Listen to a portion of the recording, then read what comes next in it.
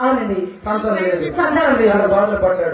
నాకు కూడా పెళ్లి 6 నెలలైన తిక్కమని పోనీ లేదు. ఏం బడ్డీ కొట్టి పెట్టావా? లేదు పిల్లలు కొట్టి పెట్టిన సపరేట్ గారు బాధ బడ్డీ కూడా పెళ్ళి 6 నెలలైన తిక్కమని పోనీ లేదు. అంటే ఏంటి? నాకు సంతానం లేదు. ఒకరోజు మా ఆవిడ నా దగ్గరకు వచ్చి ఏమండి ఏమండి ఏమండి ఏమండి ఏమండి ఏమండి బట్టలు చేరిపోతాయండి. అందుకే మెల్లి నోడతాను.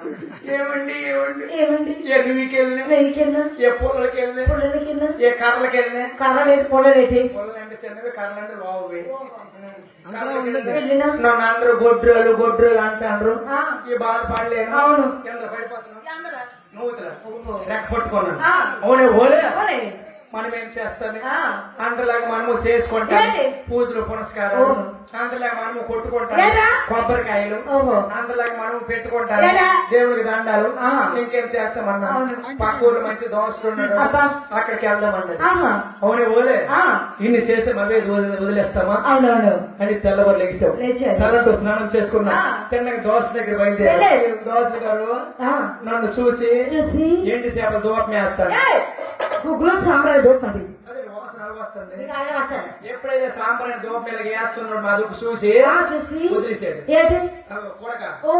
వదిలేసి నా దగ్గరికి వచ్చాడు. వెంకటరమణ నువ్వు ఎక్కడ ఉండు, మీ ఆవిడ లోపల తీసుకెళ్ళి చూస్తాను. పది చూస్తున్నాడు.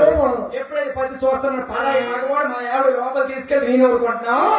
కోపం వచ్చింది. చేపట్టు కట్టాను. తలుపు రైలు వెళ్ళానా తనంటావు మగవాడు మా ఆవిడ లోపల తీసుకెళ్తే కోపం వచ్చింది. నానాలు ఛత్రపత్ర బిగించింది.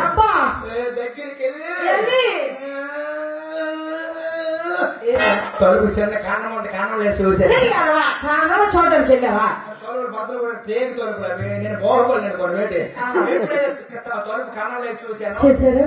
మా ఆవిడ దోశ లోపల తీసుకెళ్లి లోపలికి తీసుకువెళ్ళి గొడ్డెత్తి గంట కొట్టాడు.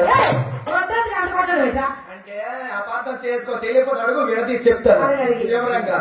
గొడ్డెత్తి గంట కొట్టాడంటే అతను శివభక్తుడా?